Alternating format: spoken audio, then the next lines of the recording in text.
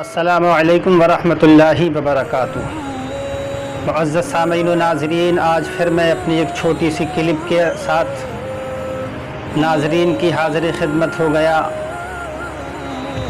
اور آج کے اس اپنے ویڈیو کے اندر میں محرم الحرام کے تعلق سے کچھ مفید باتیں اپنے ناظرین کو بتانا چاہتا ہوں۔ چونکہ محرم الحرام کا مہینہ چل رہا ہے، اور اس محرم الحرام کے مہینے کے اندر مسلمان کچھ تو اچھے کام کرتے ہیں، لیکن کچھ ایسے کام بھی اس محرم الحرام کے اندر کیے جاتے ہیں جو مسلمانوں کو نہیں کرنا چاہیے، جن کاموں کو قرآن اور حدیث کے اندر غلط کہا گیا ہے، جن کی مذمت بیان کی گئی ہے۔ تو انشاءاللہ العزیز آج کی اس کلپ کے اندر میں وہ باتیں کہ جو محرم الحرام کے اندر جن باتوں کو کرنا چاہیے یا جن کاموں کو کرنا چاہیے تو وہ کون سے کام ہیں، اور جن کاموں کو نہیں کرنا چاہیے وہ کون سے کام ہیں۔ تو سب سے پہلے آپ یہ سمجھ لیجئے کہ اس محرم الحرام کے اندر اللہ رب العزت کو اگر سب سے زیادہ کوئی عمل پسند ہے، کوئی وظیفہ یا کوئی عبادت پسند ہے تو وہ روزہ ہے۔ اور اس روزے کے متعلق کئی حدیثیں ہیں کہ جن احادیث کے اندر اس محرم الحرام کے اندر روزہ رکھنے والوں کے لیے بڑی فضیلت بیان کی گئی ہے، اور اس محرم الحرام کے اندر جو لوگ روزہ رکھتے ہیں، اور خاص طور سے جو عاشورہ جو 10 محرم الحرام کا دن ہوتا ہے اس دن روزہ رکھتے ہیں، ان کے لیے بڑی فضیلت بیان کی گئی ہے۔ ایک حدیث پاک کے اندر اللہ کے حبیب سید عالم صلی اللہ علیہ وسلم ارشاد فرماتے ہیں کہ 10 محرم الحرام کو روزہ رکھو، مجھے امید ہے کہ اللہ تبارک و تعالی اس روزے کے سبب تمہارے پچھلے سال کے گناہوں کو معاف فرما دے گا۔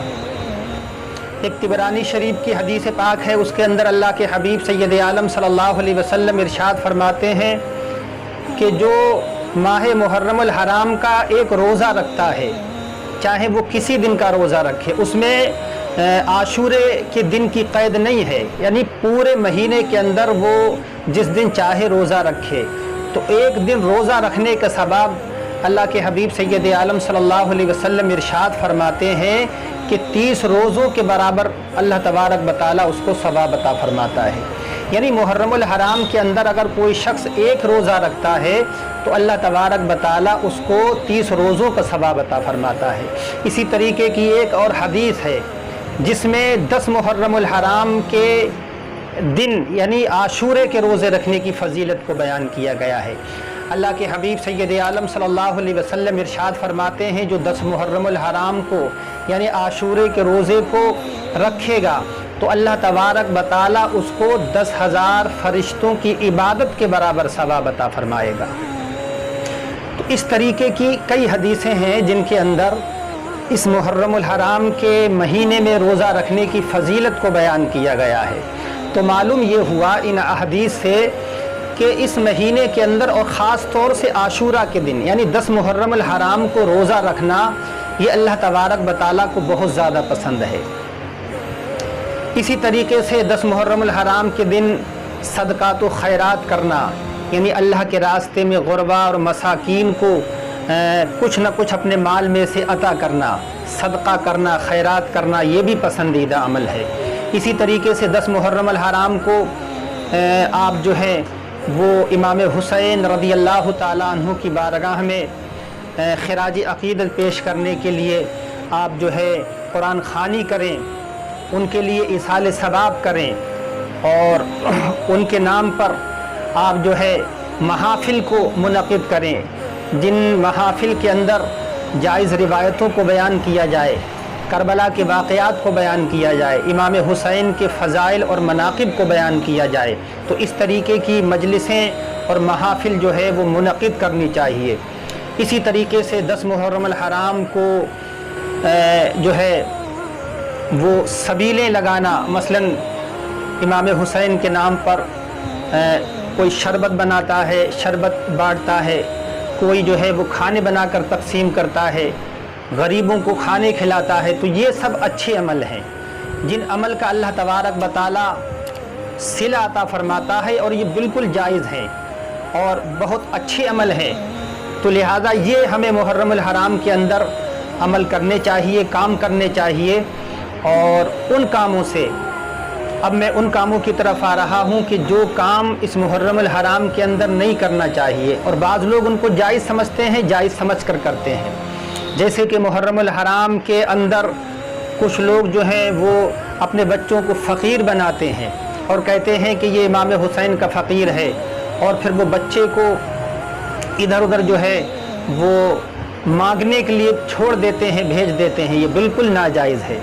اسی طریقے سے کچھ لوگ جو ہے وہ سوگ بناتے ہیں، اور سوگ منانے کے لیے وہ لوگ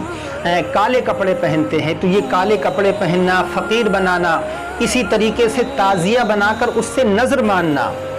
کہ میرا بیٹا ہو جائے یا میرا فلاں کام ہو جائے، یعنی تعزیے سے نظر ماننا اور پھر اس کی جو ہے وہ تعظیم کرنا، یہ بالکل ناجائز کام ہے۔ اور بعض لوگ تو اتنی زیادہ حد سے بڑھ جاتے ہیں اس محرم الحرام کے اندر، گویا کہ اتنا سوگ مناتے ہیں کہ وہ لوگ اس دن جھاڑو بھی اپنے مکانات کے اندر نہیں لگاتے ہیں، صاف صفائی نہیں کرتے ہیں، اور نئے کپڑے پہننے کو ناجائز سمجھتے ہیں۔ تو یہ سب لغویات میں سے ہیں، اور یہ وہ کام ہیں جن کی قرآن اور حدیث کے اندر مذمت بیان کی گئی ہے۔ یہ بالکل سراسر شریعت کے خلاف ہیں، لہذا مسلمانوں کو ایسے کاموں سے بچنا چاہیے کہ اس دن جو ہے وہ چولہا نہیں جلے گا، گھر کے اندر صفائی نہیں ہوگی،